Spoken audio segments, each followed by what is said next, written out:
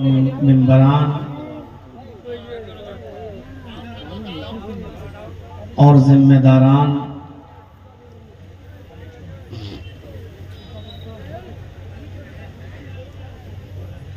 मुअज़्ज़ज़ सामीईन हज़रात, पर्दा नशीन इस्लामी ख़वातीन, माँ और बहनों, नौजवानों और अजीज़ बच्चों,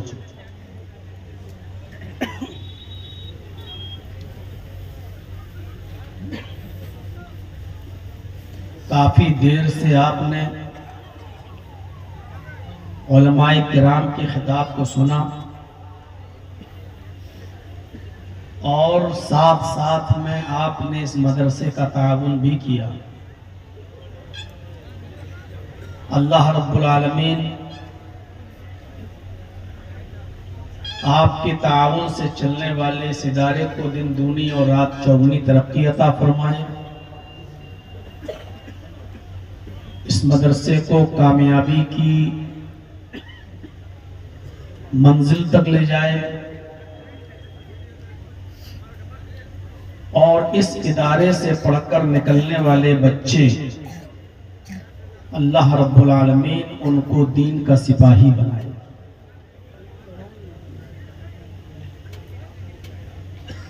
हमें और आपको इस बात पर अल्लाह का शुक्र अदा करना चाहिए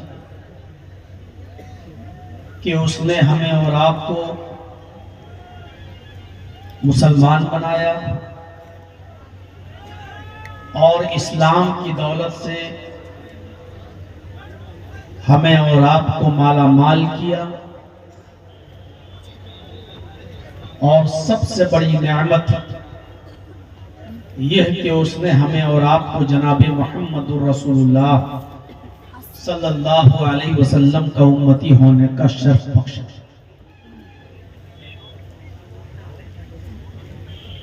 इस पर हम अल्लाह का जितना शुक्र अदा करें कम है। उसने मुसलमान बनाया, उसने हमें और आपको इस्लाम जैसा मजहब दिया,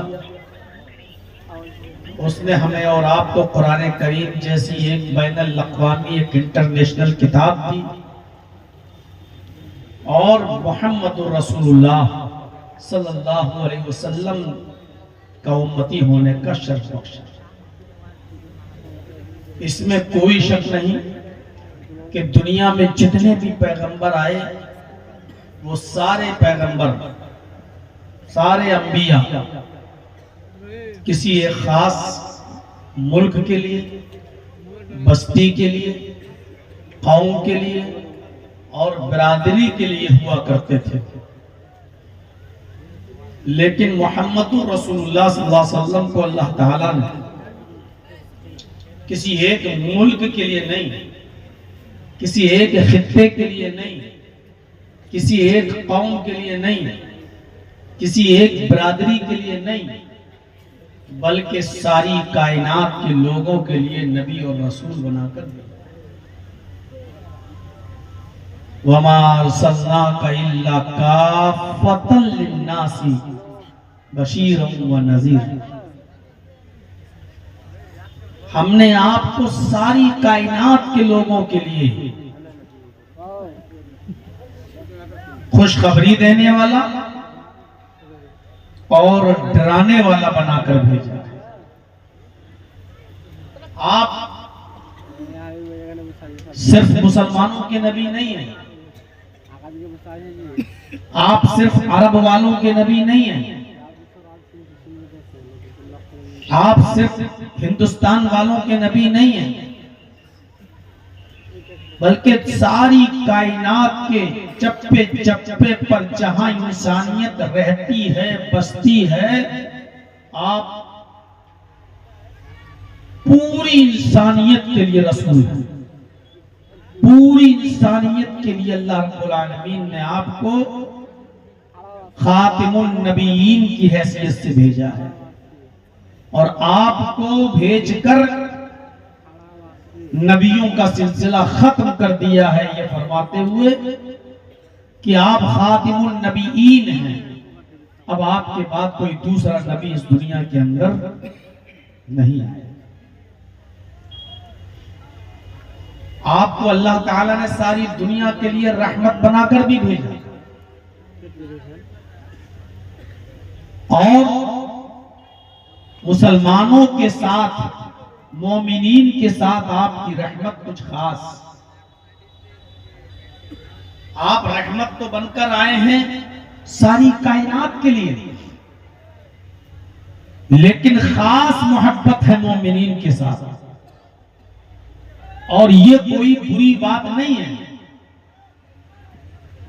कोई शख्स ये ना कहे कि मोमिनों के साथ खास है, इसका मतलब ये है कि आप सिर्फ मोमिनों के लिए रहमत बनकर आए हैं, मोमिनों पर मेहरबान हैं, गैर मुस्लिमों के लिए मेहरबान नहीं, तो वो गलत सोचता है। अगर हमको अपने बच्चे से प्यार है, हमको अपने बच्चे से मोहब्बत है, इसका यह मतलब नहीं है कि मुझे अपने पड़ोस के बच्चे से नफरत है। इसका यह मतलब नहीं है कि मुझे दूसरों के बच्चों से नफरत है। खास मोहब्बत का मतलब यह है कि हमें अपनी औलाद से जो मोहब्बत होगी, हम अपनी औलाद के लिए जो वक्त, जो पैसा की कुर्बानी दे सकते हैं, वो हम दूसरों के लिए नहीं। लेकिन इसका यह मतलब नहीं कि दूसरों पर हम जुल्म करते।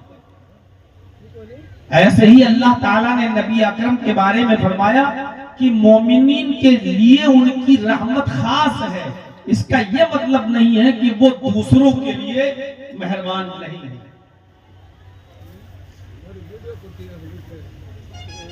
अभी चंद ही दिन हुए होंगे,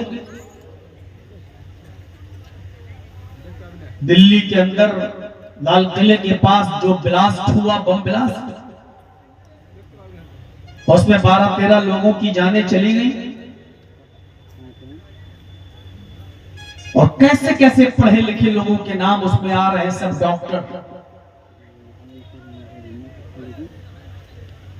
ईमानदारी के साथ बताइए और दिल पर हाथ रखकर बताइए कि ऐसे दहशत गर्दाना और आतंकवादी हमले का इस्लाम से या मुसलमानों से क्या वास्ता हो सकता है? पढ़े लिखे हैं, डॉक्टरी की डिग्री ले ली, लेकिन अफसोस कि इस्लाम की अलिफ से भी वाकफियत नहीं हो सकी होगी। जमीन में खून खराबा करना, जमीन पर फितना और फसाद फैलाना, जमीन में खौफ और दहशत का माहौल पैदा करना, इस्लाम इस सिलसिले में बड़ा सख्त है। और वो यहां तक कहता है, अल्लाह के नबी ने फरमाया, अल फितनतु अशद्दु मिनल क़त्ल, जमीन में फितना फैलाना और फसाद बर्पा करना यह कत्ल से भी ज्यादा संगीन जुर्म है। और ये मुनाफिकों की अलामत है, जमीन में फसाद फैलाना, बर्पा करना। इज़ा क़ील लहुम ला तुफ़सिदू फ़िल अर्ज़ क़ालू इन्नमा नहनु मुस्लिहून। जब इनसे कहा जाता है कि जमीन के ऊपर फितना न फैलाओ, जमीन के ऊपर फसाद बर्पा मत करो, तो ये फसादी लोग, जमीन पर खून खराबा फैलाने वाले लोग अपनी ज़बान हाल से कहते हैं कि इन्नमा नहनु मुस्लिहून, हम तो इस्लाह करने वाले हैं। हम जमीन में फसाद कहां फैला रहे हैं? हम तो लोगों की भलाई चाहने वाले लोग हैं। अला, होशियार रहना ऐसे लोगों से। इन्नहुम हुमुल मुफसिदून, अल्लाह कह रहा है ये कोई इस्लाह करने वाले नहीं है, यही है वो जो जमीन के ऊपर फसाद बर्पा करते हैं। इस्लाम का कोई ताल्लुक नहीं है और ना ही ऐसी किसी नफरत का और हमले का इस्लाम कभी समर्थन करता है। खुदकुशी को सबसे बड़ा जुल्म करार दिया है इस्लाम ने। आप असलहा लेकर जाएं, बारूद लेकर जाएं, गाड़ी में भर लें, आग लगा दें, अपने आप को उड़ा लें, अपने आप को मौत के घाट उतार दें। भला बताइए मेरे भाइयों, ये इस्लाम हो सकता है?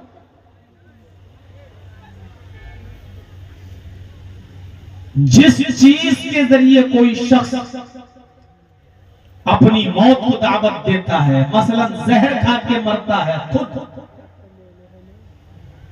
तो मरने के बाद कयामत तक उसको यही सजा दी जाती रहेगी। आग में जल के मरता है तो आग में जलता रहेगा। पहाड़ से ऊपर कूद कर और छलांग लगाकर अगर उसने खुदकुशी की है और मर गया तो यही अजाब उसको होता रहेगा। ये मौत हराम है। और हम और आप तो मामूली दर्जे के मुसलमान हैं। एक जंग में जंग लड़ते लड़ते एक सहाबी जब जख्मी हो गए और तकलीफ बर्दाश्त नहीं कर सके तो उन पे रहा नहीं गया। किसी दूसरे सहाबी ने कहा, अल्लाह के रसूल देखिए अल्लाह की राह में कितना लड़ा है वो आदमी, उसने अपने आप को जख्मी कर लिया। कितना लड़ा, जिस्म पर कोई हिस्सा ऐसा नहीं जहां तलवार का वार न हो, वो तो खुशनसीब है, वो तो जन्नती है। अल्लाह के नबी सल्लल्लाहु अलैहि वसल्लम ने उस सहाबी की तरफ देखा और जिसने कहा था कि ये जन्नती है, उससे आपने कहा नहीं, ये जन्नती नहीं है, जिसको तुम जख्मी देख रहे हो ये जहन्नम के सबसे निचले तबके में जाएगा, ये जहन्नमी है। उस सहाबी ने उसका पीछा करना शुरू कर दिया कि देखें कैसे जहन्नमी है। ये आदमी तो अल्लाह की राह में लड़ा है, जिहाद में शामिल हुआ है, और अल्लाह के रसूल कह रहे हैं ये जहन्नमी है। देखें क्या, ये कुछ दूर जाता है और इसने अपनी तलवार को जमीन पर गाड़ा, और मैदान जंग में जो उसको तकलीफ पहुंची थी, जख्म लगे थे, उस दर्द को वो बर्दाश्त नहीं कर पा रहा था, इसलिए उस तलवार की नोक पर उसने अपने सीने को रख दिया। ऐसे जमीन पे तलवार गाड़ी और उसकी नोक पर अपने सीने को रखा और पूरा का पूरा बोझ उस तलवार के ऊपर डाल दिया, अपना पूरा वजन उस तलवार की नोक पर रख दिया और तलवार को उसने उस पार कर लिया। यहाँ से दाखिल हुई और यहाँ से निकल गई। वो आदमी खुदकुशी कर गया, मर गया। वो सहाबी इस दुनिया से रुखसत हो गए। ये सहाबी आए जिन्होंने उसको खुदकुशी करते हुए देखा, तलवार अपने सीने पर लगाकर मरते हुए देखा। ये दौड़ते हुए आए और अल्लाह के नबी सल्लल्लाहु अलैहि वसल्लम से कहते हैं, बुखारी की रिवायत, हाथी यदका वबायका, अल्लाह के आप नबी अपना हाथ बढ़ाइए।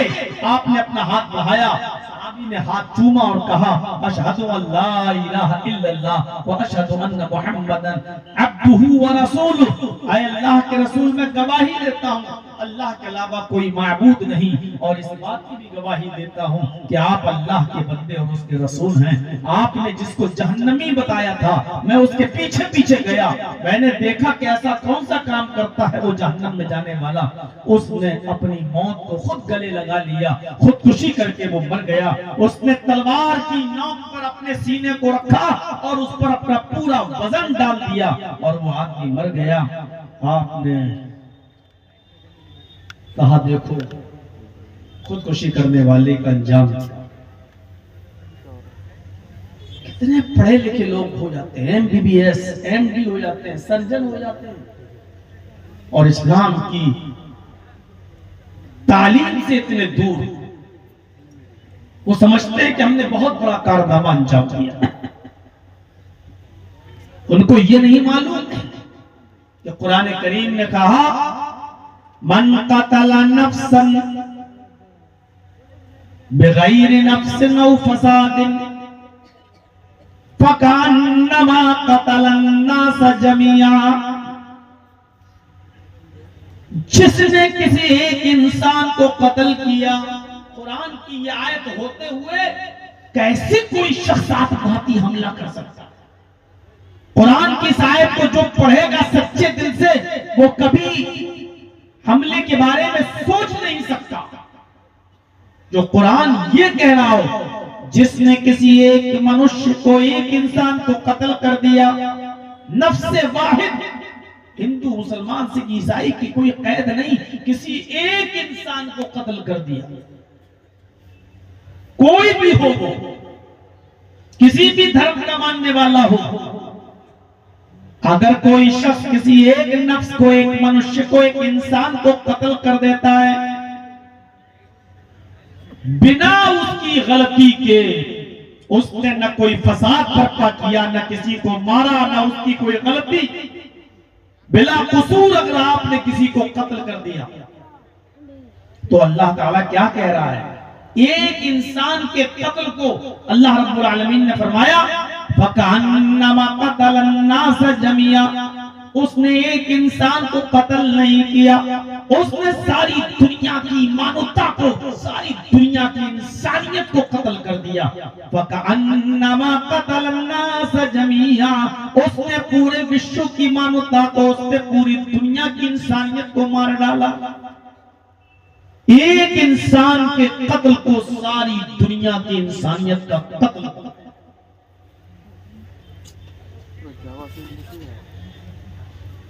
और जिसने किसी एक इंसान को बचाया, जिसने किसी एक इंसान को बचाया, कुरान कहता फकअन्नमा अहयन्नास, उसने एक इंसान को नहीं बल्कि सारी दुनिया के इंसानों को बचा लिया।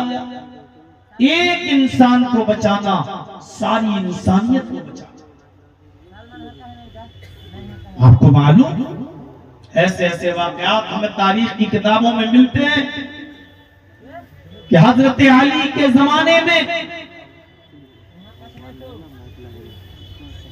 सुबह हो गया और एक कातिल ने किसी को कत्ल किया और फरार हो गया। एक कातिल ने किसी को कत्ल किया और फरार हो गया, और उसी मकतूल की लाश के पास एक बकरी ज़िबा करके उसके गोश्त को बेचने वाला कसाब, कसाई बकरी ज़िबा कर रहा था। जैसी उसने बकरी ज़िबा की, उसी वक्त पुलिस आ जाती है वहीं पर हजरत अली के जमाने में, और इस कसाब को, इस बकरी को ज़िबा करने वाले को पकड़ लेती है और कहती है कि तुम्हारे पास ये लाश, एक इंसान के कत्ल की लाश पड़ी हुई है, लिहाजा छुरी तुम्हारे हाथ में है, तुम बहुत शातिर हो, तुम बकरी भी काटते हो और बकरी की आड़ में बचना चाहते हो, इस इंसान का कत्ल भी तुमने किया है। उस कसाब को पकड़ लिया गया, उस कसाई को, उस बकरी ज़िबा करने वाले को पकड़ कर हजरत अली के पास लाया। उसने बहुत इकरार किया, साहब मैंने नहीं कत्ल किया, लेकिन पुलिस ने कहा हजरत अली से कि मैं चश्मदीद गवाह हूं, मैंने देखा कि जहां ये बकरी ज़िबा कर रहा था वहीं पर एक इंसान की लाश पड़ी थी और ताजा ताजा खून। अगर कोई और मार के गया होता तो खून जमा हुआ होता, लेकिन खून भी ताजा ताजा था और इसकी छुरी में भी खून लगा हुआ था। उसने कहा अमीरुल मोमिनीन, मेरी छुरी में खून लगा जरूर था, लेकिन ये आदमी का खून नहीं था, बल्कि ये बकरी का खून था। शवाहिद ऐसे थे कि इस आदमी के बचने की कोई शक्ल नहीं थी। असली कातिल फरार हो चुका है, असली कातिल भाग चुका है। मजबूरन जज साहब को फैसला सुनाना पड़ा और इसी बकरी ज़िबा करने वाले कसाब को कत्ल की सजा सुनाई जाती है कि उस मकतूल का, उस लाश का ताजा ताजा खून और मौके वारदात पे तुम्हारी मौजूदगी, तुम्हारे हाथ में छुरी और छुरी में लगा हुआ खून चीख चीख कर इसी बात का अनाउंसमेंट कर रहा है, ऐलान कर रहा है कि ये कत्ल तुमने किया है, लिहाजा तुम्हें भी कत्ल किया जाएगा। जुमे के दिन इस आदमी को कत्ल किया जाना था। मैदान मक्तल में इस आदमी को लाया जाता है कत्ल के लिए, और जब मैदान मक्तल में इस आदमी को कत्ल के लिए लाया जाता है, जल्लाद दिया जाता है, इसको कत्ल करने के लिए बिठा दिया जाता है। इससे पूछा जाता है कि तुम्हारी कोई आखिरी तमन्ना हो, कोई आखिरी आरज़ू हो तो बताओ। ये आदमी कहता है कि मेरी कोई आखिरी तमन्ना नहीं, आखिरी आरज़ू नहीं है। हाँ, मैं इतना भी कहता हूं कि मैं बेकसूर हूं। जैसे ही जल्लाद इसकी गर्दन पर तलवार मारने वाले हुए, वैसे ही एक आदमी उसी मजमे में जो देखने आया था, वो चीख कर कहता है, अमीरुल मोमिनीन, आए अली, अमीरुल मोमिनीन, इस आदमी को कत्ल नहीं कीजिए, ये आदमी बेकसूर है, इस आदमी ने कत्ल नहीं किया है। हजरत अली ने जल्लाद को हुक्म दिया, रुक जाओ, और जिसने कहा कि ये कातिल नहीं है उसको बुलाया इधर आओ। तुम कैसे कह सकते हो कि ये कातिल नहीं है? छुरी इसके हाथ में, मौके वारदात पे ये मौजूद, जहां लाश मिली वहां ये था, और किसी के पैरों के निशान भी नहीं थे। फिर तुम इतनी गारंटी के साथ कैसे कह सकते हो कि इस आदमी ने कत्ल नहीं किया? अगर ये कातिल नहीं है तो फिर कत्ल किया किसने? कातिल को जमीन खा गई या आसमान निकल गया? उस आदमी ने कहा, अमीरुल मोमिनीन, नस्ली कातिल मैं हूं। अमीरुल मोमिनीन, अली, असली कातिल मैं हूं, मैंने कत्ल किया है, इस आदमी ने कत्ल नहीं किया। ये तो बेकसूर है बेचारा, ये तो बकरी को ज़िबा करके उसके गोश्त को बेचने वाला आदमी है, ये तो कसाब है, इसका तो काम बकरियों को ज़िबा करके उसका गोश्त बेचता है, ये कसूरवार नहीं है। फिर फैसला होता है कि जो असली कातिल है, जब उसने अपने जुर्म को कबूल कर लिया तो उसको कत्ल कर दिया जाए और इस बेकसूर को छोड़ दिया जाए। बेकसूर को छोड़ दिया गया और जिसने हकीकत में कत्ल किया था उसको मैदान मक्तल में लाया गया, और जब उसको कत्ल किया जाने लगा, उसके पास तलवार लेकर जल्लाद आया, तो हजरत अली ने कहा कि इसको भी छोड़ दो, अगर से ये कातिल है और इसकी सजा इस्लाम में कत्ल ही है, लेकिन इसकी एक नेकी ये भी है, अगर इसने एक को कत्ल किया है तो बहुत बड़ा जुर्म तो किया है, लेकिन इसने एक बहुत बड़ा नेक काम भी किया है, और वो नेक काम ये है कि इसने वक्त पर आकर एक बेगुनाह और बेकसूर आदमी की जान बचा ली। हमें तो यही मालूम था कि वो कातिल है, अगर ये वक्त पर ना आता तो एक बेकसूर मारा जाता, एक बेगुनाह मारा जाता।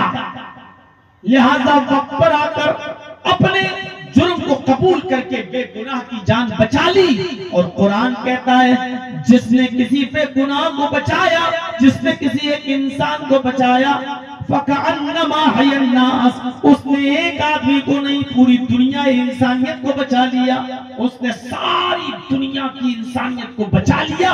लिहाजा ये एक आदमी का बचाने वाला नहीं है, ये सारी दुनिया की इंसानियत का बचाने वाला है। लिहाजा इसको भी छोड़ दिया जाए, इसलिए कि इसने बेगुनाह की जान बचाई। लिहाजा उस कसूरवार को, उस कातिल को भी छोड़ दिया गया और उसको भी माफ कर दिया गया, सिर्फ इसलिए कि उसने बेगुनाह को, बेकसूर को बचा दिया। अंदाजा लगा सकते हैं कि इस्लाम के अंदर किसी को बचाना कितना बड़ा सवाल है। ख्वाह वो किसी भी धर्म का मानने वाला, ये जवाब नहीं है मौलाना साहब हमारे साथ क्या क्या नहीं हो रहा है। आप कहां हैं? किस तरीके से हमारी लिंचिंग की जा रही है और किस तरीके से हमें मारा जा रहा है और किस तरीके से हमारे खिलाफ षड्यंत्र हो रहे हैं, हमें बर्बाद करने की किस तरीके से प्लानिंगें हो रही हैं, और आप अभी भी फेवर में तकरीर करेंगे। ये आपका जवाब सही नहीं है। अगर आपके ऊपर जुल्म हो रहा है तो इसका यह मतलब नहीं कि जुल्म को रोकने के लिए आप भी जुल्म करेंगे। बुराई को रोकने के लिए बुरा करना जरूरी नहीं है। मुआशरे को जिना से पाक करने के लिए आप भी जिना करेंगे क्या? किसी गंदगी को धोने के लिए उसको गंदगी ही से साफ किया जाएगा क्या? कपड़े पर पेशाब लग गया हो, उस पेशाब को धोने के लिए आप पेशाब ही से उस कुर्ते को और उस पंजाबी को धोएंगे आप क्या? हमारे ऊपर कोई जुल्म कर रहा है तो जुल्म का जवाब हमें जुल्म से देना है क्या? नहीं। जब मक्का फतह हुआ 10,000 सहाबा के साथ जब आप मक्के के अंदर दाखिल हुए, खाने काबा में घुस गए। आज मक्के की बात और खुद अल्लाह के नबी जनाब मोहम्मद रसूलुल्लाह सल्लल्लाहु अलैहि वसल्लम के हाथों में पूरे मक्के पर आपका कब्जा हो चुका है। खाने काबा में घुस गए। हजरत अली रजी अल्लाह तआला अन्हु के कांधे पर सवार थे आप। खाने काबा में जो 360 बुत रखे हुए थे, उन 360 बुतों को एक एक करके छड़ी से गिराते जाते, एक एक करके छड़ी से गिराते जाते और तोड़ते जाते, और जैसे वो बुत जमीन पर गिरता चकनाचूर हो जाता, अल्लाह के नबी एक एक बुत को लाठी से छड़ी से मारते जाते और गिराते जाते और कहते जाते, जाअल हक़ व ज़हक़ल बातिल इन्नल बातिल कान ज़हूक़ा, जाअल हक़ व ज़हक़ल बातिल इन्नल बातिल कान ज़हूक़ा। हक़ आ गया और बातिल मिट गया और बातिल को तो मिटना ही था। जब आपने खाने काबा पर अपना परचम लहरा दिया, उसके बाद आपने फरमाया, आए मक्के वालों, जाओ आज तुम अपनी अपनी अर्जियां लेकर मेरे पास आओ और मैं वादा करता हूं मैं तुम सबको माफ कर दूंगा। हुकूमत अपने हाथ में आ गई, मक्का की बागडोर अपने हाथ में आ गई, और उसके बाद आप कह रहे हैं कि मैं सबको माफ कर दूंगा। बताओ किसने क्या किया था? बहुत जुल्म किए थे तुमने हमारे मुसलमान साहबियों पर। मक्का छोड़कर उनको मदीना भागना पड़ा, फिर भी तुमको रहम नहीं आया। आज सहाबा किराम कह रहे थे हम बदला लेंगे, आज तो मक्का की बागडोर हमारे हाथ में है, हम बदला लेंगे। लेकिन अल्लाह के नबी सल्लल्लाहु अलैहि वसल्लम ने कहा नहीं, आज कोई बदला नहीं लिया जाएगा। अपनी हुकूमत, अपनी इजारादारी, मक्के पर अपना कब्जा, अपना तसल्लुत, लेकिन इसके बावजूद अल्लाह के नबी कह रहे हैं कि आज कोई बदला नहीं लिया जाएगा। ला तसरीबा अलैकुमुल यौम, आज कोई किसी से बदला नहीं लिया जाएगा। आप चाहते तो कह सकते थे नहीं, तुम लोगों ने हमें मक्के से निकाला, तुमको हम निकालेंगे, तुमने हमारे सहाबा को मारा, आज हम तुम्हें मारेंगे। यह है इस्लाम, यह है इस्लाम की मुख्य शिक्षा। तुमने हमारे साथ गलत किया तो हम तुम्हारे साथ गलत, फिर हम में और तुम में फर्क क्या रह गया? फिर हम में और तुम में अंतर क्या रह गया? क्या कहा?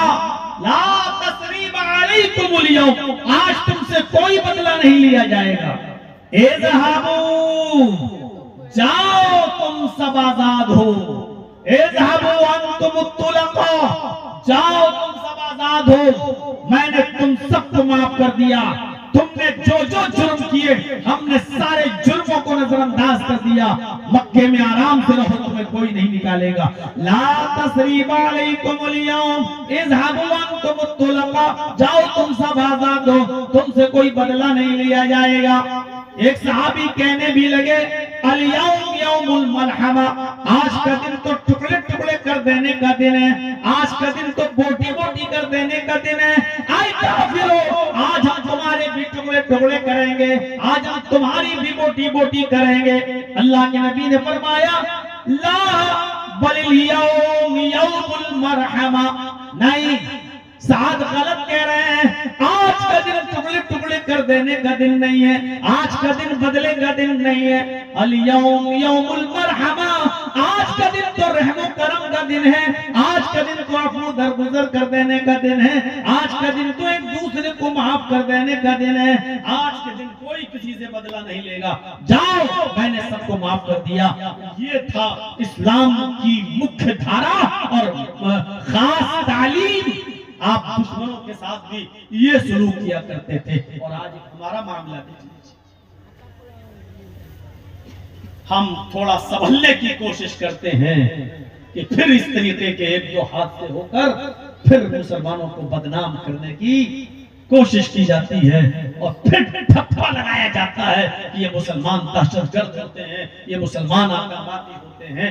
मेरे भाइयों, चेहरे पर दाढ़ी रखकर, सर पे टोपी लगाकर इस तरीके की वारदात अंजाम देकर क्या साबित करना चाहते हैं लोग? क्या ताल्लुक है इस्लाम का?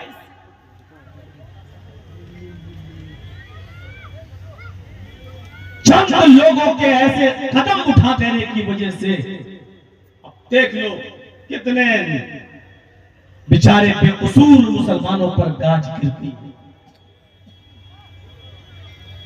और जबकि हमें मालूम है कि इस वक्त हमारी पोजीशन क्या है, हम जानते हैं कि इस वक्त हम किस कंडीशन में रह रहे हैं, और इसके बावजूद ऐसे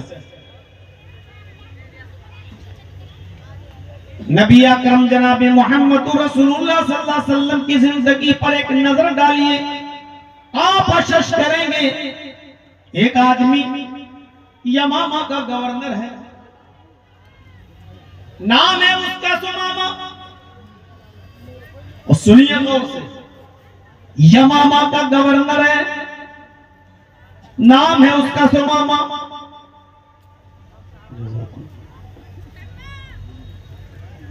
नाम है उसका सुमामा। भेष बदलकर, शक्ल बदलकर मदीने में दाखिल होता है। और किस इरादे से दाखिल होता है सुनिए, भेष बदलकर, शक्ल बदलकर मदीने में दाखिल होता है। उसका इरादा था मोहम्मदुर रसूलुल्लाह को कत्ल कर दिया जाए।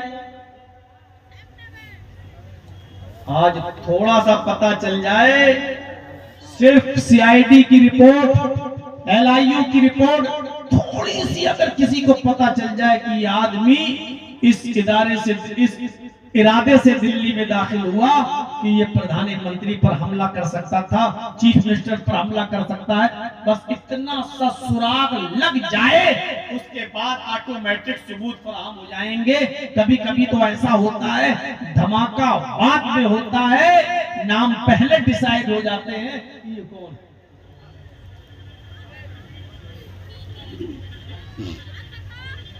और किसने किया होगा,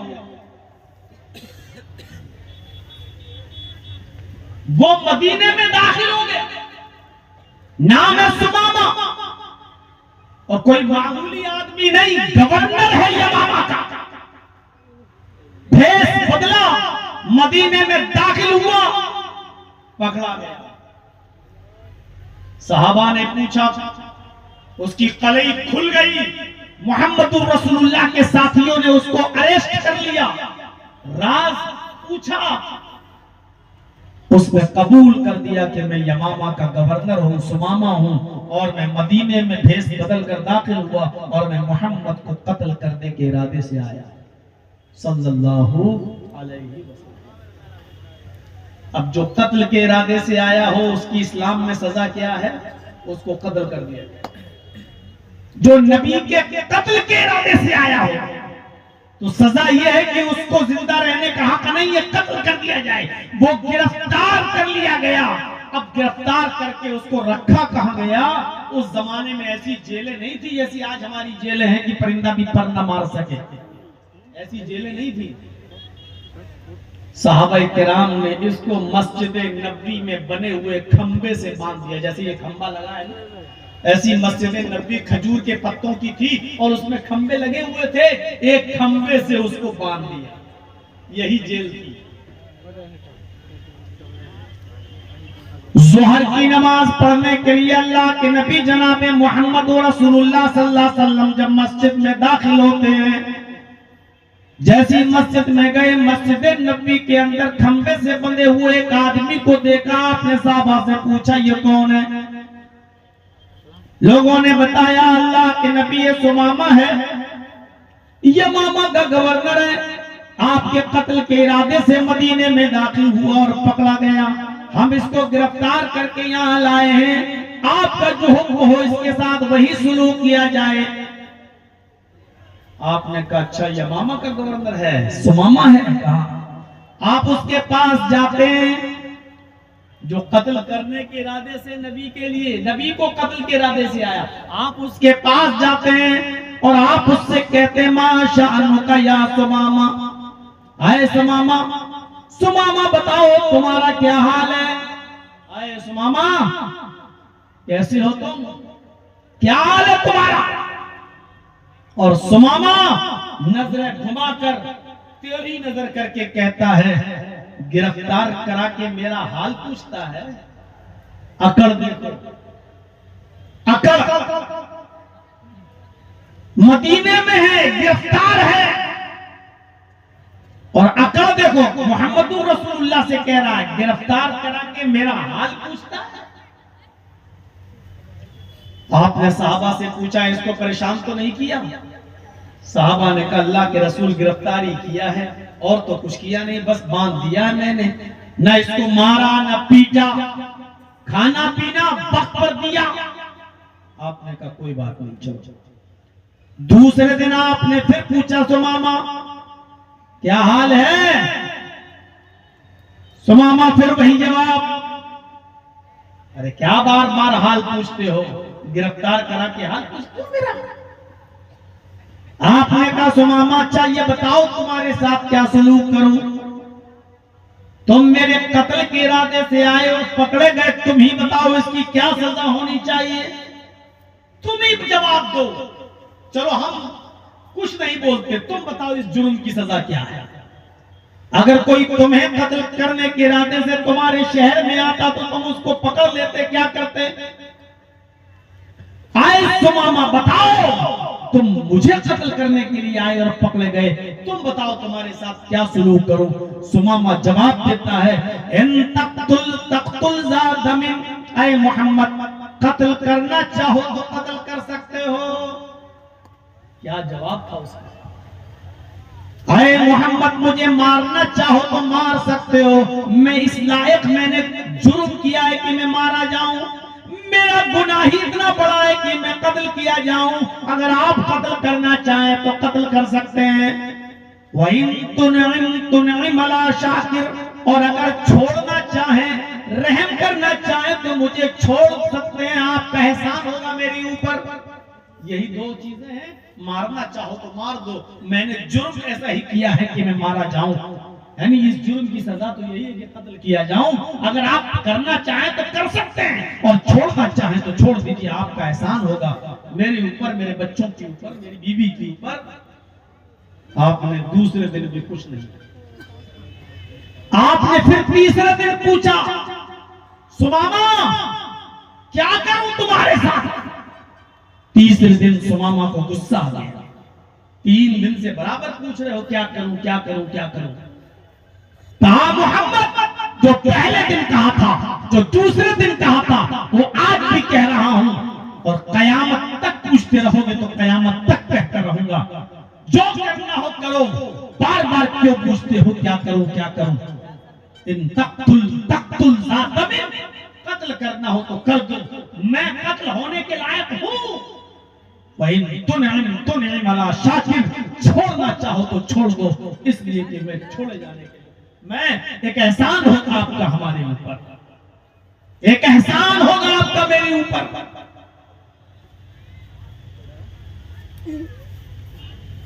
तीसरा दिन था, अल्लाह के नबी ने कहा अच्छा ठीक है सुमामा, मैंने फैसला कर लिया। सुमामा कहता क्या फैसला किया?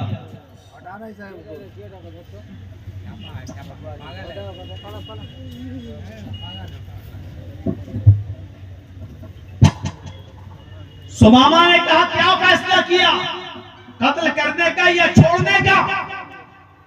अल्लाह के नबी जवाब देते हैं सुमामा, मैंने छोड़ने का फैसला कर लिया है कि मैं तुझे छोड़ दूंगा, लेकिन मेरी एक शर्त है, और शर्त भी कितनी छोटी। और नौजवानों जरा मेरी तरफ देखो और गौर करो कि इस्लाम का कायद और गाइड और रहबर क्या है। कहा मैं छोड़ दूंगा लेकिन शर्त है मेरी। क्या शर्त है? आपने कहा सुमामा एक बार मुझे देख ले, मैं जब भी आता हूं तू चेहरा फेर लेता है, मेरी नजर से नजर नहीं मिलाता, मेरी आंखों में आंखें डालकर बात नहीं करता, मेरा चेहरा नहीं देखता, मेरे चेहरे से तू नफरत करता है। तू एक बार मुझे देख ले, मैं तुझे छोड़ दूंगा। तू मुझसे बात तो कर, नजर से नजर तो मिला। आप ही बताइए, मौलवी जर्जीस को अगर फांसी की सजा हो जाए और मोदी जी हमसे ये कहें कि हे मौलाना एक बार तू हमको देख ले, हम तुझे छोड़ देंगे, तेरी सजा माफ करा देंगे, कर देंगे, तो हम देख लेंगे या नहीं देख लेंगे? अरे जान बच रही है, हम तो फौरन देख लेंगे, लीजिए मोदी जी छोड़ दीजिए।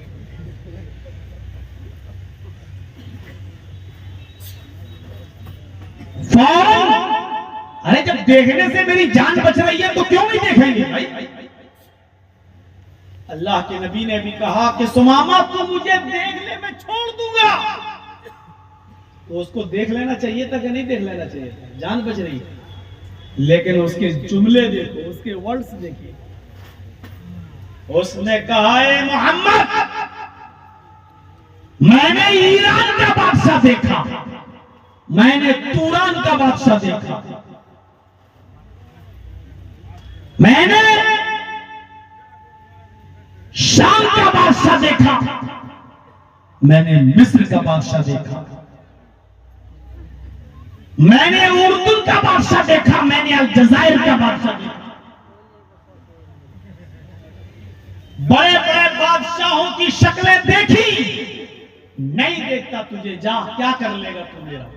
कत्ल करना है कर दे, नहीं देखता तेरा चेहरा। आपने कहा मेरा चेहरा देखने में तुझे क्या दिक्कत है? मेरी आंखों में आंखें डालकर देखने में तुझे क्या प्रॉब्लम है? उसने जो जवाब दिया वो जवाब था, मारा आई तो वजहन अकबह मिन वजहिक। आए मोहम्मद, दुनिया के बड़े बड़े बादशाहों के चेहरे देखे, अगर सबसे गंदा किसी का चेहरा तो तेरा चेहरा है, नहीं देखता। सबसे गंदा किसी का चेहरा है तो तेरा चेहरा। किसको कह रहा है? मोहम्मद रसूल। आजकल कोई काला कलूटा इंसान को भी कलुआ कह दो तो गुस्से में आ जाता है। तेरा बाप काला, तेरी अम्मा काली, तेरा खानदान काला, हमको काला।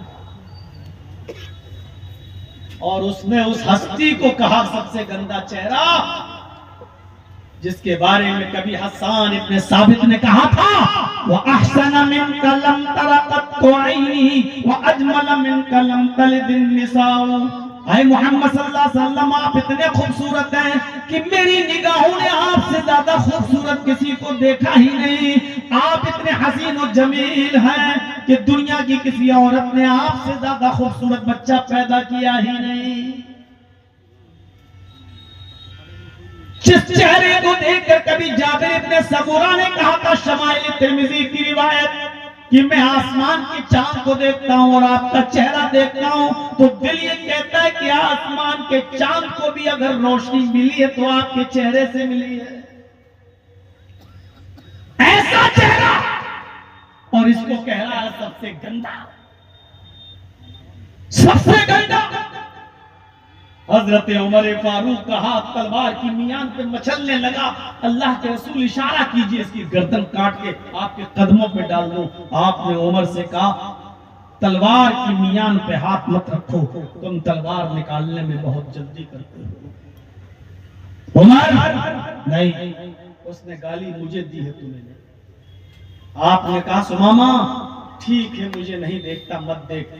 अच्छा एक बार मेरे शहर को देख ले, मदीना को देख ले, मदीने की आबो हवा को देख ले, मदीने के लोगों को देख ले। देख मेरी तालीम से मदीने में कैसे भाईचारा पैदा हो गया।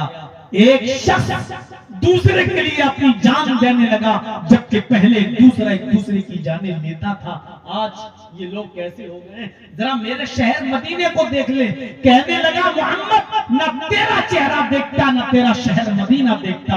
जा, मैंने ईरान देखा, मैंने शाम देखा, मैंने मिस्र देखा, मैंने फिलिस्तीन देखा, मैंने सीरिया देखा, मैंने उर्दू देखा, मैंने बड़े बड़े मुल्क देखे। सबसे गंदा किसी का शहर है तो तेरा शहर मदीना है। नहीं देखता तेरा शहर, तुझे जो सजा देना हो दे। गौर करो, हमारे कब्जे में, हमारी मुट्ठी में, हमारे कब्जे में, और हम ही को गाली दे रहा हो कि जान नहीं देखता। आपने कहा मुझे भी नहीं देखता, मेरी बस्ती को भी नहीं देखता। आए सुमामा तू भी याद करेगा कि तुझे कौन मिला है। जा, मैंने तुझे छोड़ दिया, तू अपने घर जा।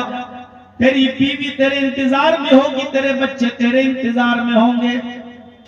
ये उस वक्त माफ कर रहे हैं जब बदला लेने की पूरी ताकत अपने हाथ में, बदला लेने की पूरी ताकत अपने हाथ में, इंतकाम लेने की पूरी अथॉरिटी अपने हाथ में। लेकिन उस वक्त उसको माफ कर रहे हैं कि जाओ, छोड़ दिया, जा। जब उसकी रस्सी छोड़ी तो कहने लगा मोहम्मद सल्लल्लाहु अलैहि वसल्लम, भरोसा कैसे कर लूं कि मैं अपने घर तक पहुंच जाऊंगा। यहां छोड़ दिया, निकलूंगा। मदीना छोटा सा शहर नहीं, बड़ा शहर है। मक्के तक पहुंचते पहुंचते पता नहीं तेरा कौन आदमी मुझे कत्ल कर दे, कौन आदमी मुझे मार दे। इस बात की गारंटी क्या है, यहां से छोड़ दिया तो मैं घर तक खैरियत से पहुंच जाऊंगा। आपने कहा सुमामा इसीलिए मैंने कहा था कि मेरा शहर मदीना देख ले।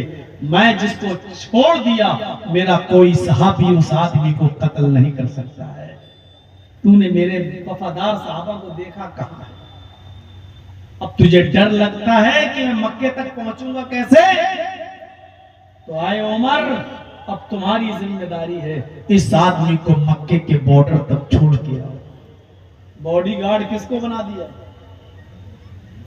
जो तलवार पर हाथ रखकर तलवार मियान से निकालकर उसी की गर्दन उड़ाने वाले थे। कहा अल्लाह के रसूल हुक्म कीजिए इसकी गर्दन उड़ा दूं। आपने उसी को बॉडीगार्ड बना दिया। कहा उमर इसको मक्के के बॉर्डर तक छोड़ के आओ, खैरियत से पहुंचा के आओ। अब ये तुम्हारी जिम्मेदारी है। जो जान लेने वाले थे, जो तलवार से गर्दन उड़ाने वाले थे, अल्लाह के रसूल ने उन्हीं को कहा कि इसकी हिफाजत की जिम्मेदारी तुम्हारे ऊपर है। जाओ इसको मक्के तक छोड़ छोड़।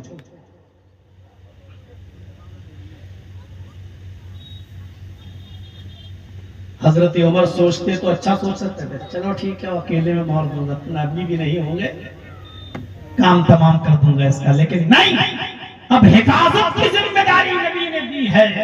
अब इसकी हिफाजत मेरे जिम्मे है, पहुंचाना इसको मेरे जिम्मे। लेकर गए कि चलो मक्के से, मदीने से निकला, मस्जिद नबी से निकला, सिर्फ 2 मील दूर भागा, बस सिर्फ 2 मील। कहता है उमर मुझे गुस्ल करना है, गर्मी लग रही है। कुआं था वहीं पर कपड़े उतारता है, गुस्ल करता है वहीं कपड़े पहनता है। हजरत उमर तलवार निकाल कर उसकी देखरेख कर रहे हैं कि कोई इस पर हमला न कर दे। जब गुस्ल करता है तो बजाय मक्का जाने के फिर मदीने की तरफ आता है, फिर मस्जिद की तरफ आता है। आपने कहा हजरत उमर ने, सुमामा इधर कहां जा रहे हो? मक्के की तरफ जाना है, तुम्हारा रास्ता उधर है, तुम इधर क्यों जा रहे हो? कहा आया था अपनी मर्जी से, जा रहा हूं भी अपनी मर्जी से, अब मैं तुम्हारा हुक्म नहीं मानूंगा। सीधे मदीने आया, मस्जिद नबी की चौखट पकड़ लिया, देखता क्या है मोहम्मदुर रसूलुल्लाह जमीन पर बैठे हैं। इतना बड़ा नबी, इतना बड़ा पैगंबर अपने सहाबा के साथ जमीन की कच्ची मिट्टी पर बैठा हुआ है। ऐसा लगा जैसे चारों तरफ सितारे हों और बीच में चांद चमक रहा हो। और बीचों बीच में मोहम्मदुर रसूलुल्लाह को बैठा हुआ देखकर मस्जिद नबी की चौखट को पकड़ के कहता है, आए मोहम्मद इब्ने अब्दुल्लाह। अल्लाह के रसूल ने नजरें उठाई, खड़े हो गए। सुमामा क्या हुआ? उमर ने तुमको परेशान किया क्या? किसी ने तुम्हें जबरदस्ती यहाँ लेकर आया? मैंने तो तुम्हें छोड़ दिया, अब कैसे तुम लौट कर आए? क्या किसी ने तुम्हें मजबूर किया है?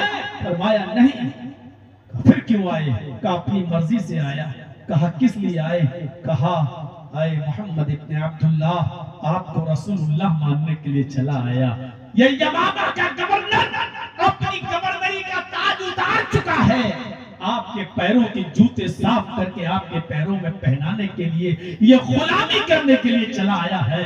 मैं भी कलमा पढ़ने के लिए आया हूँ। अशहदु अल्ला इलाहा इल्लल्लाह व अशहदु अन्ना मुहम्मदन अब्दुहु व रसूलुहु। ये कलमा पढ़ा और इस्लाम लिया। इस वाकये की रोशनी में बताइए कि इस्लाम का चेहरा क्या है। अपने हाथ में बागडोर, अपने हाथ में सब कुछ, और इसके बावजूद दुश्मन को माफ कर रहे हैं और छोड़ रहे हैं। तुम्हारे हाथ में तो इस वक्त कुछ नहीं है और फिर भी तुम इतना बड़ा जरूरत, इतनी बड़ी बहादुरी दिखा रहे हो तुम, और वो भी सरासर इस्लाम के खिलाफ षड्यंत्र करते हो, इस्लाम के खिलाफ साजिशें रचते हो, इस्लाम के खिलाफ। मेरे भाइयों, जिंदगी भर मौलवी मदरसों के जलसों में, मस्जिदों के जलसों में, मिंबर और मेहराब से इस्लाम की रहमत का तस्करा करते हैं, और चंद ये गुंडे किस्म के दहशतगर्द लोग उड़ते हैं और एक दो आतंकवादी हमला करके सारे मौलवियों की फैलाई हुई दावतों तबलीग पर पानी फेर देते हैं, जुल्म करते हैं इस्लाम के ऊपर। ऐसे लोगों का इस्लाम से कोई ताल्लुक नहीं, इस्लाम के अलिफ से भी वाकिफ नहीं है। इस तरीके का कायराना हमला। वो औरत बेचारी एक रो रही थी, जिसका शौहर ई रिक्शा चलाता था, ई रिक्शा, अपने बच्चों का पेट पालता था, मेरठ का रहने वाला था, और इस हमले में मारा गया। वो भी अपना था, मुसलमान था, और जब उसकी बॉडी मेरठ पहुंचाई गई तो उसकी बीवी रोने लगी और मेरठ पहुंचकर कहने लगी कि इसको मेरठ में, इसके माँ बाप के कब्रिस्तान में नहीं, इसको हमारे दिल्ली में इसको दफन किया जाएगा। 6 घंटे तक माँ कहती है कि बेटे, बहू ये जुल्म मत कर, तेरे बेटे का सब कुछ यही, मेरे बेटे का सब कुछ यही था, मेरे कब्रिस्तान में दफन हो जाने दे। और बीवी उसकी कह रही थी, बहू माँ की, कि नहीं, मैं पूरी जिंदगी अपने शौहर के साथ नहीं रह सकी, कम से कम दिल्ली के कब्रिस्तान में अगर मेरा शौहर दफन हो जाएगा तो मेरे बच्चे जब बड़े होंगे तो मैं अपने बच्चों को उसकी कब्र दिखाकर ये कह तो सकती हूँ कि तुम्हारा बाप यहाँ है। तुम्हारे इन हमलों में ऐसे मजबूर लोगों की जाने ई रिक्शा चलाकर अपने बीवी और बच्चों के पेट पालने वाले मुस्लिम लोगों की भी जान। और तुम समझते हो कि तुम्हें जन्नतुल फिरदौस मिल गई। ये जुल्म है इस्लाम के ऊपर, कोई रिश्ता नहीं है इस्लाम का इससे। इस्लाम वो है जो अभी मैंने आपके सामने पेश किया, जा मैं तुझे छोड़ रहा हूं, तेरी बीवी तेरा इंतजार कर रही है, तेरे बच्चे तेरा। और आता है 2 मील भागता है, गुस्ल करता है, कुएं पे नहाता, फिर लौट कर आता है और कहता है आए मोहम्मद सल्लल्लाहु अलैहि वसल्लम, आपको रसूलुल्लाह मानने के लिए चला आया। ये है, उसको आजाद कर दिया, लेकिन उसका दिल अब अंदर से गवाही दे रहा है, जब तक रसूलुल्लाह को देखा नहीं था तब तक नहीं मान रहा था, और जब देखा तो देखते ही कहने लगा ये चेहरा किसी झूठे का चेहरा हो नहीं सकता। ये है लक़द जाअकुम रसूलुम मिन अनफुसिकुम अज़ीज़ुन अलैहि मा अनित्तुम। ये तो गैर मुस्लिमों के साथ रहम था मोहम्मद रसूलुल्लाह सल्लल्लाहु अलैहि वसल्लम। तुम्हारे पास एक ऐसे पैगंबर तशरीफ ला चुके हैं, तुम्हारे पास एक ऐसे रसूल आ चुके हैं, तुम्हारे पास एक ऐसे पैगंबर आ चुके हैं, तशरीफ ला चुके हैं जो तुम्हारी में से है, तुम्हारी जिन्स से है, यानी वो भी इंसान है। अज़ीज़ुन अलैहि मा अनित्तुम, तुम्हें जो तकलीफ पहुंचती है उनको भी नागवार गुजरती है, यानी तुम्हारी परेशानी को वो अपनी परेशानी समझते हैं। तुम्हारे पैर में कांटा चुभता है तो उसका दर्द और उसकी तकलीफ मोहम्मद रसूलुल्लाह अपने दिल में महसूस करते हैं। दर्द तुम्हें होता है, तकलीफ तुम्हें होती है, उसका दर्द मोहम्मद रसूलुल्लाह महसूस करते हैं। हरीसुन अलैकुम, वो तुम्हारे फायदे के लिए बड़े हरीस हैं, बड़े मुतमन्नी हैं, ख्वाहिशमंद हैं, वो चाहते हैं कि तुम्हें हमेशा फायदा ही फायदा हो। बिलमुमिनीन रऊफुर रहीम, और मोमिनों के साथ उनकी राफत और रहमत अजीब करीब है, यानी बड़ी खास है, वो मोमिनों के साथ बहुत खास मेहरबान है। अभी तो मैंने काफिरों के साथ बता दिया, वो कैदी था, सुमामा था, यमामा का गवर्नर था, दुश्मन था, उस दुश्मन के साथ और फतेह मक्का के मौके पर 10,000 सहाबा का दाखिला और पूरे मक्के के लोगों को माफ कर देना और कह देना कि जाओ तुम सब आजाद हो। ये थी नबी की गैर मुस्लिमों के साथ रहमत, लेकिन अपनों के साथ रहमत क्या थी मालूम? तुम्हारी तकलीफ वो अपनी तकलीफ महसूस करते हैं, तुम्हारे दर्द को वो अपना दर्द समझते हैं, वो नहीं चाहते कि तुम्हें तकलीफ हो, नहीं चाहते कि तुम्हें तकलीफ हो। और हम क्या तकलीफ, नमाज पढ़ना भी कोई तकलीफ है नहीं, लेकिन सुनिए अल्लाह के नबी सल्लल्लाहु अलैहि वसल्लम के घर कुछ सहाबी जाते हैं, आप नहीं मिले तो अल्लाह के नबी सल्लल्लाहु अलैहि वसल्लम की बीवियों से पूछते हैं कि अल्लाह के नबी कितनी इबादत करते थे, अल्लाह के रसूल कितनी नमाज पढ़ते थे, कितने रोजे रखते थे। बीवियों ने बताया कि अल्लाह के नबी सल्लल्लाहु अलैहि वसल्लम इतने रोजे रखते थे नफली और इतने छोड़ते थे, इतना सोते थे, इतना उठते थे, इतना तहज्जुद पढ़ते थे और इतना बीवियों का हक अदा करते थे। सब कुछ आपकी बीवियों ने बता दिया। अब ये तीनों सहाबी जब बाहर आए घर से निकलकर तो आपस में कहने लगे, कहां अल्लाह के रसूल और कहां हम। हमारा और अल्लाह के रसूल का क्या मुकाबला, अल्लाह के रसूल तो बख्शे बख्शाए हैं, अल्लाह के नबी तो जन्नती हैं, वो तो नमाज न भी पढ़े तो जन्नती हैं, वो तो अमल न करें तब भी अल्लाह उनको जन्नत देकर रहेगा। हमें तो और ज्यादा इबादत करनी चाहिए, यानी नबी से ज्यादा नमाजें पढ़ना चाहिए, नबी से ज्यादा रोजे रखना चाहिए। उन्होंने अल्लाह के नबी सल्लल्लाहु अलैहि वसल्लम से भी ज्यादा इबादत में आगे बढ़ने की कोशिश की। तो उसमें एक सहाबी कहते हैं, ठीक है आज के बाद मैं कभी भी दिन में रोजा नहीं छोड़ूंगा, हमेशा रोजा रखूंगा। सुनिए, तीन सहाबी तीन बातें।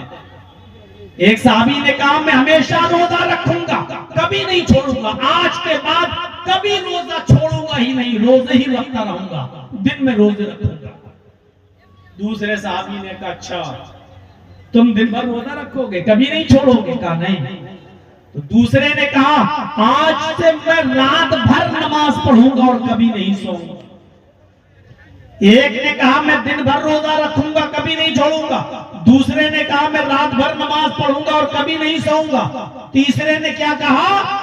तीसरे ने कहा मैं दिन में रोजा भी रखूंगा और रात में नमाज भी पढ़ूंगा, मैं अपने बीवी के करीब नहीं जाऊंगा, बीवी से मिलूंगा भी नहीं। लो, बीवी का भी हक अदा नहीं करूंगा, बीवी के करीब ही नहीं जाऊंगा। तीन साहबी, तीन किस्म की बातें। एक ने कहा मैं दिन भर रोजा रखूंगा, दूसरे ने कहा मैं रात भर नमाज पढ़ूंगा, तीसरे ने कहा मैं दिन में रोजा भी रखूंगा, रात में नमाज भी पढ़ूंगा और बीवी के करीब भी नहीं जाऊंगा।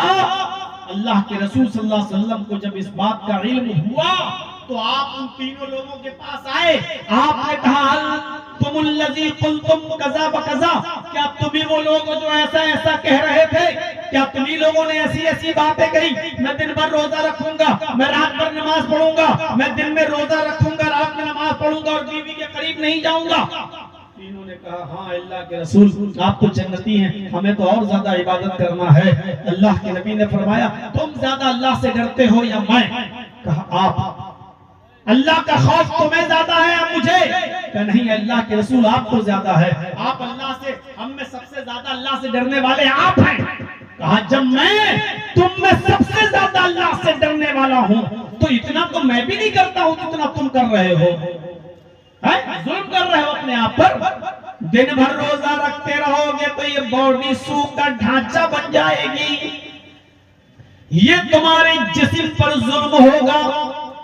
रात भर नमाज पढ़ते रहोगे और आंखें चुंदिया जाएंगी, कभी सोगे नहीं।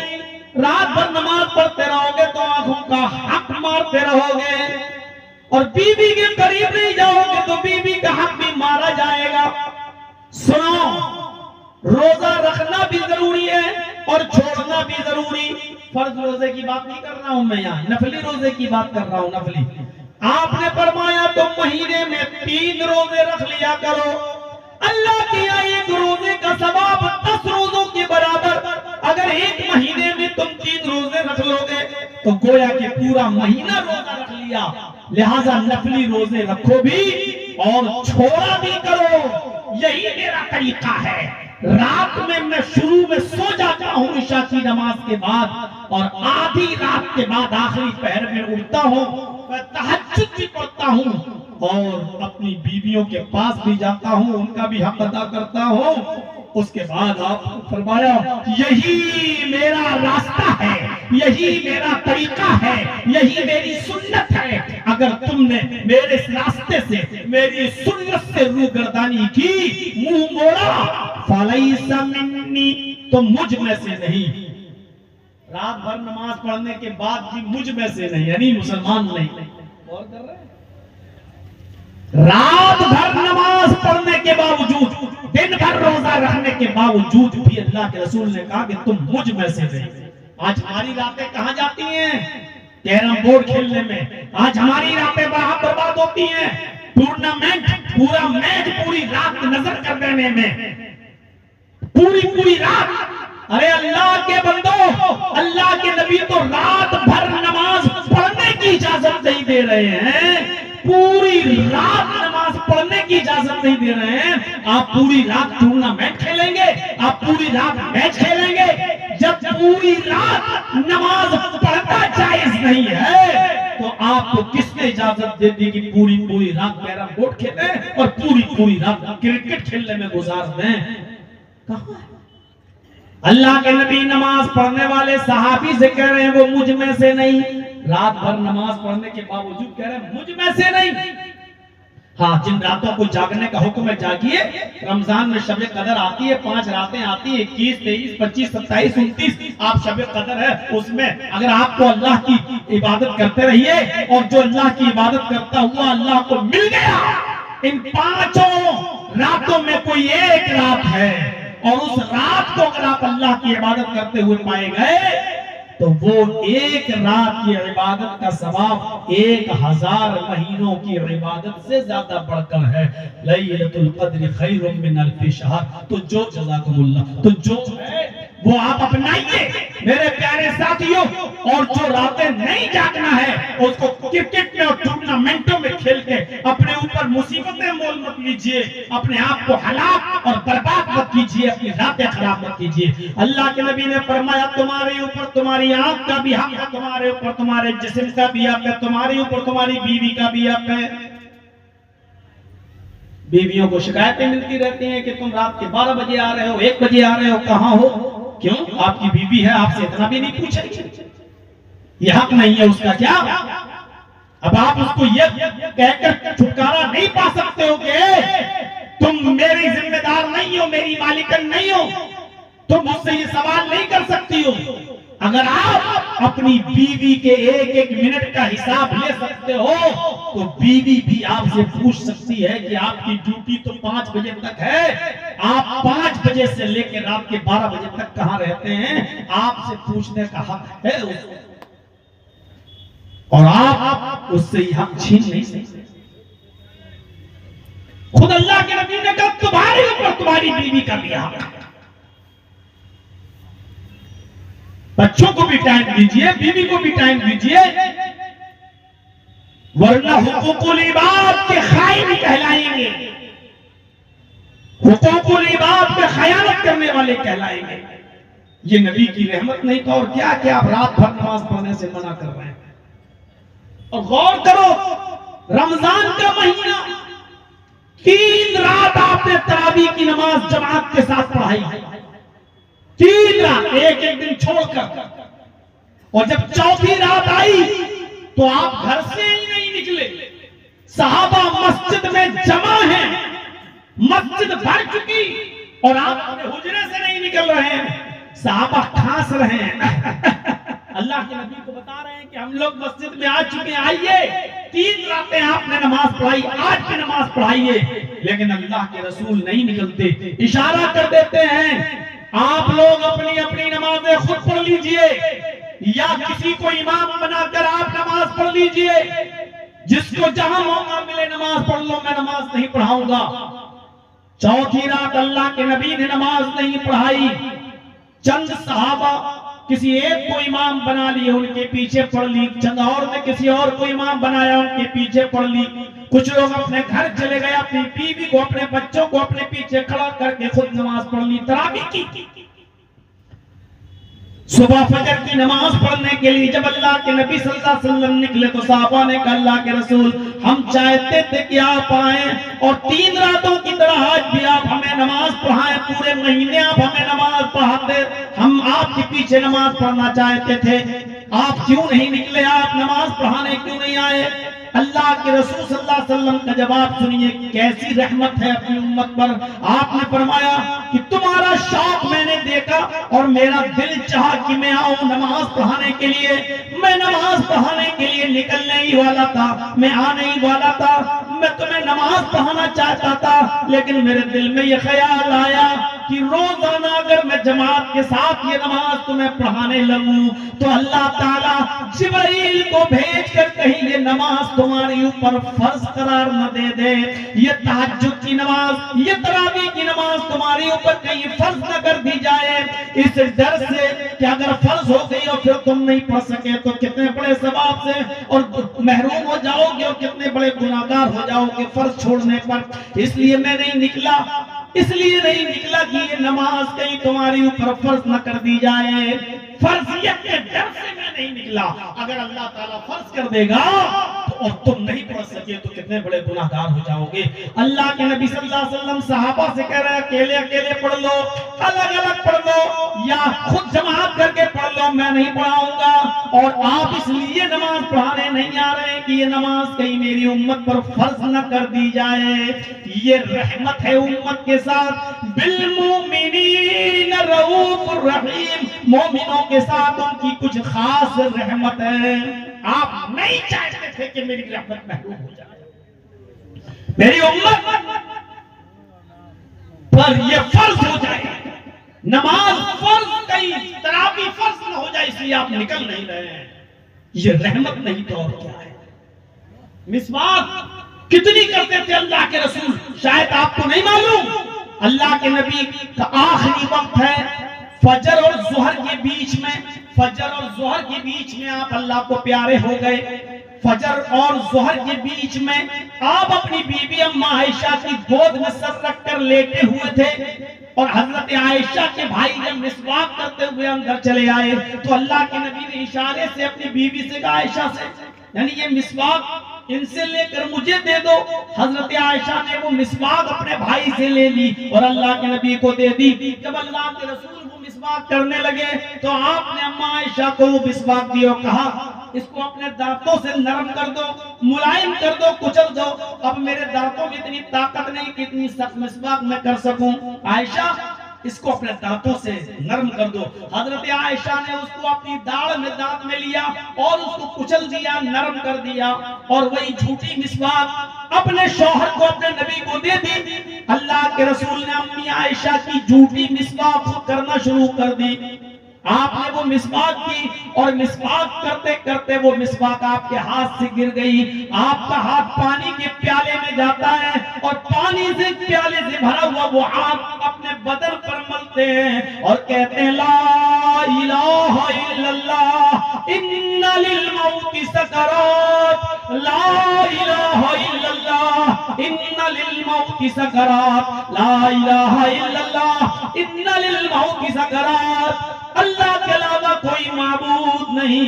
बेशक मौत के लिए बड़ी सख्तियां हैं, बेशक मौत के लिए बड़ी बेचैनियां हैं, बेशक मौत के लिए बड़ी परेशानियां हैं। अल्लाह के रसूल को इंतकाल के वक्त इतनी परेशानी और इतनी बेचैनी हो रही थी कि उसी बेचैनी को देखते हुए आप कहते हैं, इन्ना लिल मौति सकरात, मौत के लिए बड़ी बेचैनियां हैं। फिर आपने हज़रत आयशा से कहा, आयशा मुझे लगता है खैबर में जिस यहूदिया ने सालन में जहर मिलाकर मुझे खिलाया था, उस जहर का असर अब मेरी रगें काटे डाल रहा है, अब मेरी रगें काटे डाल रहा है, अब मैं नहीं बचूंगा। आयशा, उसके बाद आपकी आवाज बंद हो जाती है, कौन हिल रहे हैं? हजरत आयशा ने कान लगाए तो आप कह रहे थे, अकीमुस्सलाह मा मलकत ऐमानुकुम, लोगों नमाज पढ़ते रहना, नमाज पढ़ते रहना और अपने मातहतों का ख्याल रखना, अपने गुलामों पर जुल्म मत करना। मेरे भाइयों, कहने का मकसद ये, आखिरी वक्त में भी आपने मिसवाक की है, आखिरी दिन तक आपने मिसवाक की है। मिसवाक करते करते खुद हाथ से गिर गई और दाढ़ी पर आ गई, उस वक्त भी आपने मिसवाक की है। ये मिसवाक जो इतनी प्यारी थी अल्लाह के नबी को, इतनी महबूब थी अल्लाह के नबी को, लेकिन आपने अपनी उम्मत पर मिसवाक फर्ज नहीं की। लौला अन्ना शुक्काला उम्मती लामरतुहुम बिस्सिवाक इंदा कुल्ली सलाह, अगर मेरी उम्मत पर हर नमाज से पहले मिसवाक करना मुश्किल न होता, दुश्वार न होता, तो मैं उन पर फर्ज कर देता, उनको हुक्म देता कि वो हर नमाज से पहले मिसवाक करें। लेकिन मेरी उम्मत पर हर नमाज से पहले मिसवाक करना मुश्किल है। इस मुश्किल से बचने के लिए आपने फर्ज करार नहीं दिया, इसलिए आपने उसको फर्ज नहीं, सिर्फ सुन्नत रहने दी, लेकिन फर्ज नहीं करार दिया। इतनी इंपॉर्टेंट चीज मिसवाक, जिसको आखिरी वक्त में भी किया, लेकिन उसको आपने फर्ज करार नहीं दिया। ये थी मोहब्बत नबी की। अंदाजा लगा सकते हैं?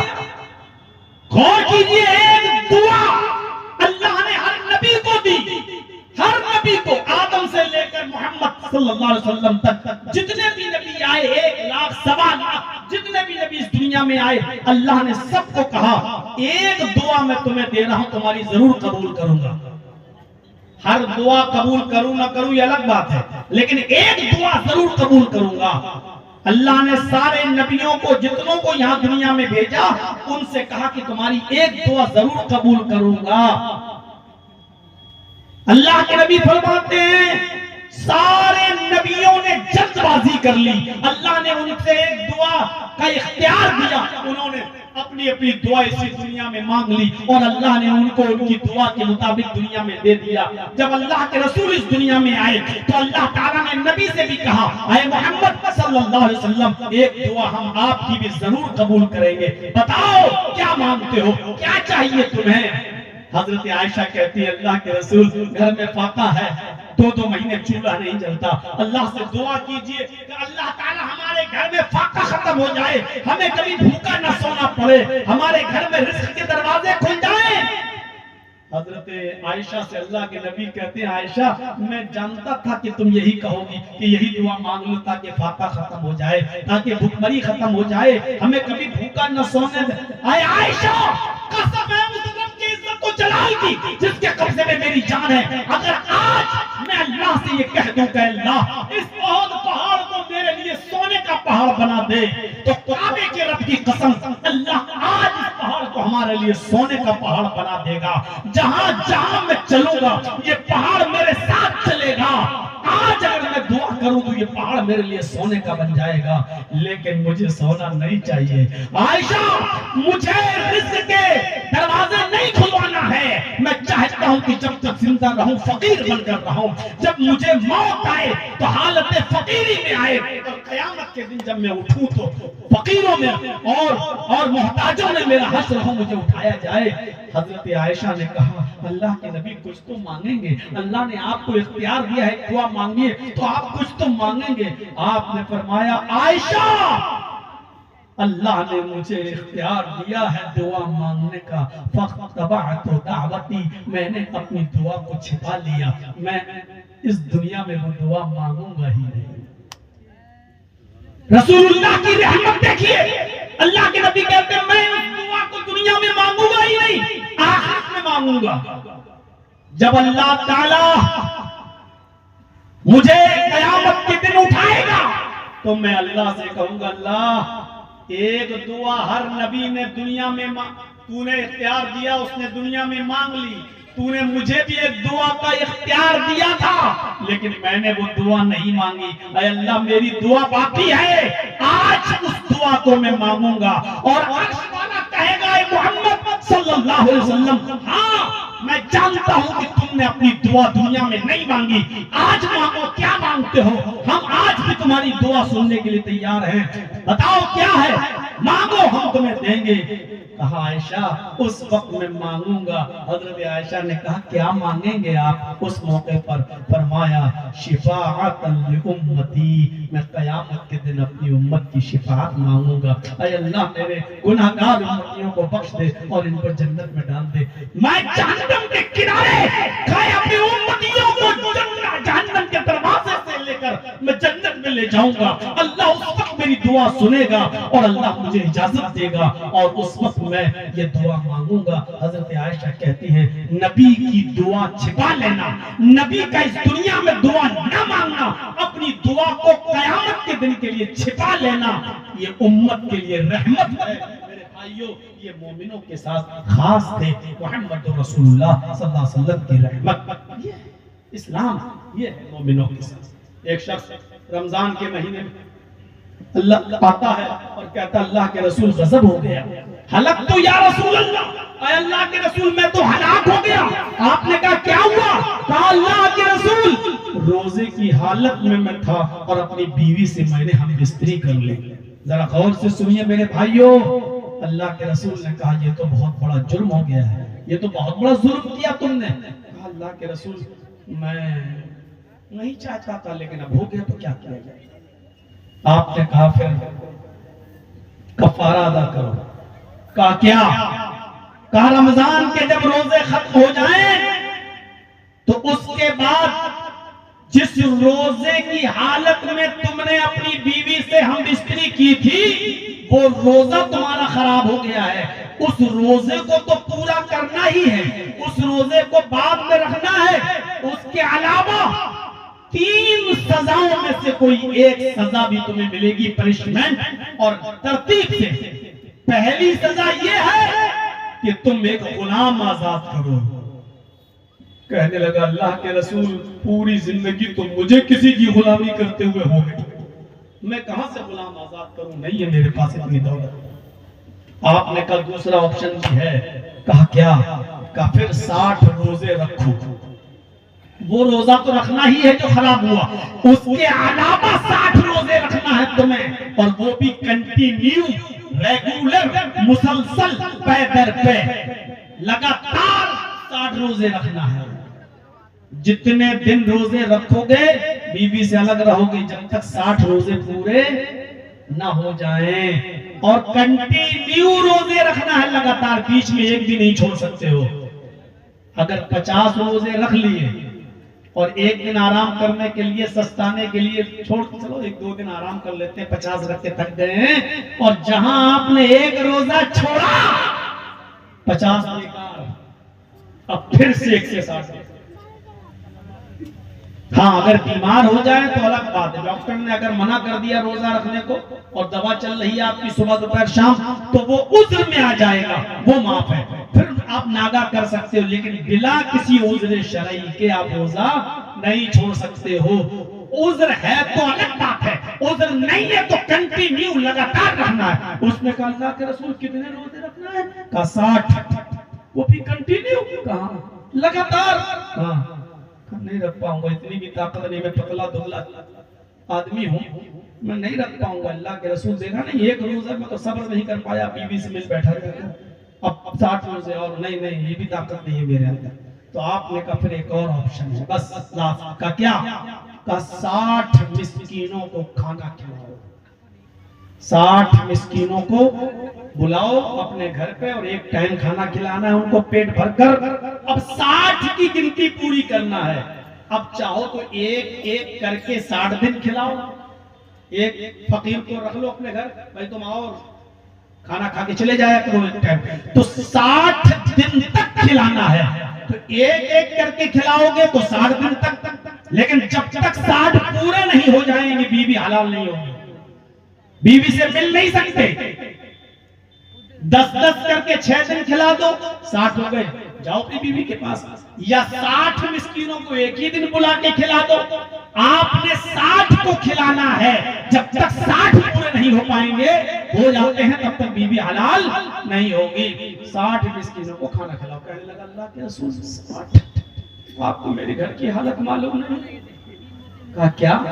कहा अल्लाह के रसूल मेरे घर में खुद हमें खाने को नहीं मिलता, शाम को खा लूं तो सुबह भूखा उठता हूं, सुबह मिल जाए तो शाम को भूखा सोता हूं। आपको पता नहीं है मेरे घर की हालत, मैं अपने घर वालों को दोनों टाइम खाना नहीं खिला पा रहा हूं, 60 मिस्कीनों को खाना कहां से खिलाऊं? आपने कहा तो ठीक है, रुको मैं तुम्हारे लिए चंदा करवाता हूं। अब जब नमाज का टाइम हुआ, आपने नमाज के बाद ऐलान किया तुम्हारे भाई से गलती हो गई और उसी का कफारा अदा करना है, उसको फकीरों में कुछ बांटना, गरीबों में कुछ खिलाना है। अपने भाई के लिए चंदा ला के दो, अपने भाई के लिए चंदा ला कर दो। कोई 2 खजूर लाया, कोई 5 खजूर लाया, कोई 10 खजूर लाया, और ऐसे चंदा होते होते एक टोकरा भर गया खजूरों का, 10 किलो का, 15 किलो का एक टोकरा तैयार हो गया। अल्लाह के रसूल सल्लल्लाहु अलैहि वसल्लम ने उस सहाबी को बुलाया, इधर आओ, लो ये पकड़ो। कहने लगा क्या करूं?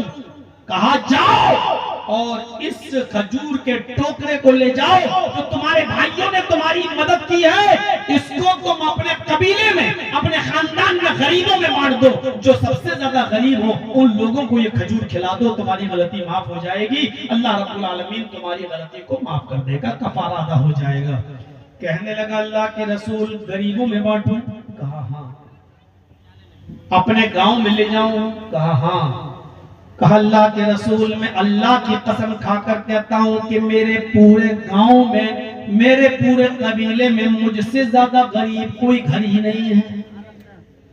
पूरे कबीले में, पूरे खानदान में मुझसे ज्यादा गरीब कोई खानदान ही नहीं, कोई घर ही नहीं है। अल्लाह के रसूल के चेहरे पे मुस्कुराहट आ गई, हंस दिए और आपने फरमाया सबसे गरीब घर तुम्हारा है? कहा कि जाओ फिर तुम ही खा लो और अपने बच्चों को खिला दो, तुम्हारा कफारा भी अदा हो जाएगा। ये है रहमत रसूल की अपने उम्मतियों के साथ। आज उस रसूल की तालीम को हम छोड़े बैठे हैं, गलखोर बन चुके हैं।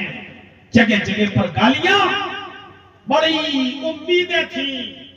बिहार वालों तुमसे जलसों में चीखता रहा कि पूरा हिंदुस्तान तुम्हारी तरफ नजरें उठा के देख रहा है, लेकिन तुम्हारे रिजल्ट ने हम उत्तर प्रदेश वालों को जो मायूस किया है और जो तकलीफ हुई है, हम लोग भविष्यवाणी तो नहीं करते, लेकिन आपका रिजल्ट देखकर अब ये कहने लगे लोग कि अब जुल्म और सितम के पहाड़ अभी और टूटेंगे और अभी झेला जाएगा, बहुत कुछ बर्दाश्त करना है। मेरे भाइयों, ये चंद बुनियादी बातें मैंने 1.5 घंटे की तकरीर में 1:15 से 1:15 तक आपके सामने रखी है। अल्लाह से दुआ करते हुए कि इलाहुल आलमीन रहमो करम तो हमारे दिलों में पैदा फरमा दे और रसूलुल्लाह की सीरत से हमें सबक लेने की तौफीक अता फरमा।